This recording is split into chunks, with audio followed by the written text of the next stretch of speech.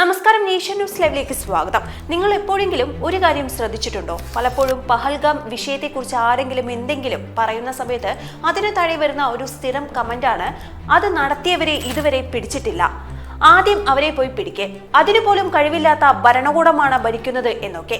അതായത് പഹൽഗാം സംഭവം നടത്തിയവർ ഒക്കെ ഇപ്പോഴും ജീവനോടെയുണ്ട്. അവർ ഇപ്പോഴും ഒന്നുകിൽ നമ്മുടെ രാജ്യത്തിനകത്തുണ്ട്, അല്ലെങ്കിൽ സേഫായി രാജ്യം വിട്ടു എന്നൊക്കെയാണ് പലരും കരുതുന്നത്.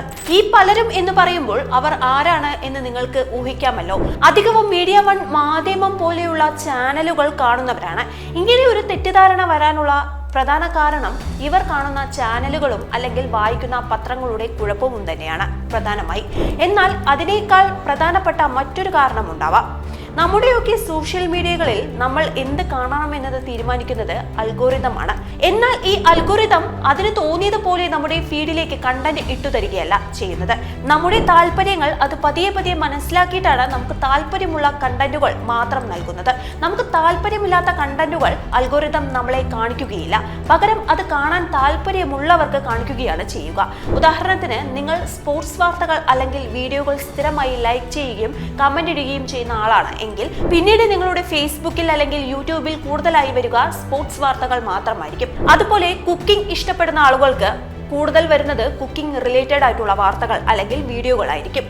ഇതുപോലെ പഹൽഗാമിൽ കൂട്ടക്കുരുതി നടത്തിയവരെ നമ്മുടെ ഭരണകൂടവും സൈനികരും ചേർന്ന് വധിച്ചത് ഇവിടെ പലരും അറിഞ്ഞിട്ടില്ല എങ്കിൽ ഈ വിഷയം അവരുടെ സോഷ്യൽ മീഡിയ ഫീഡുകളിൽ എത്തിയിട്ടില്ല എന്നാണ് അർത്ഥം. അതായത് ഇതുമായി ബന്ധപ്പെട്ട വാർത്തകൾ അവരുടെ യൂട്യൂബിലോ അവരുടെ ഫേസ്ബുക്കിലോ അവരുടെ ഇൻസ്റ്റാഗ്രാമിലോ വന്നിട്ടില്ല എന്നർത്ഥം. എന്തുകൊണ്ടായിരിക്കും അത് വരാത്തത്? കാരണം ഇത്തരത്തിലുള്ള വാർത്തകൾ കാണുവാൻ അല്ലെങ്കിൽ കേൾക്കുവാൻ അവർക്ക് താല്പര്യം ഇല്ല എന്ന് അൽഗോരിതം മനസ്സിലാക്കിയത് കൊണ്ടല്ലേ. അതായത് നമ്മുടെ രാജ്യത്തിനകത്തേക്ക് നുഴഞ്ഞു കയറി നമ്മുടെ 26 സഹോദരങ്ങളെ വകവരുത്തിയ ആളുകളെ നമ്മുടെ സൈന്യം തട്ടിക്കളഞ്ഞു എന്ന വാർത്ത കാണാൻ താല്പര്യമില്ലാത്ത ആളുകൾ നമുക്കിടയിലുണ്ട് എന്നർത്ഥം.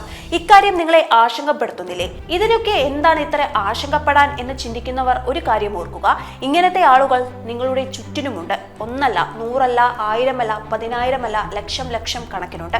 നിങ്ങളുടെ അയൽവാസികൾക്കിടയിൽ അവർ ഉണ്ടാകും, നിങ്ങളുടെ സുഹൃത്തുക്കൾക്കിടയിൽ അവർ ഉണ്ടാവും, നിങ്ങളുടെ സഹപ്രവർത്തകർക്കിടയിൽ അവർ ഉണ്ടാവും. നിങ്ങൾ സഞ്ചരിക്കുന്ന ബസ്സിലും ട്രെയിനിലും നിങ്ങൾക്കൊപ്പം സഞ്ചരിക്കുന്ന നിങ്ങൾക്ക് അപരിചിതരായിട്ടുള്ളവർക്കിടയിൽ പോലും അവർ ഉണ്ടാവും. പരമാവധി കരുതിയിരിക്കുക.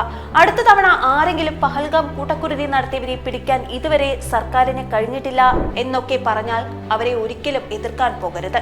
ജീവനും കൊണ്ട് അവരുടെ അടുത്ത് നിന്നോടുക. അവരുമായിട്ടുള്ള സകല ബന്ധങ്ങളും കട്ട് ചെയ്യുക. അവർ എത്ര വലിയ സുഹൃത്തായാലും എത്ര വർഷങ്ങളുടെ പരിചയമുള്ള അയൽവാസികളായാലും നിങ്ങളുടെ ജീവനേക്കാൾ വലുതല്ല സെക്യുലറിസം. വീഡിയോ ഇഷ്ടമായെങ്കിൽ വീഡിയോ ലൈക്ക് ചെയ്യുക, ഷെയർ ചെയ്യുക, സബ്സ്ക്രൈബ് ചെയ്യുക. അടുത്തൊരു വീഡിയോയുമായി നമുക്ക് വീണ്ടും കാണാം. നന്ദി, നമസ്കാരം.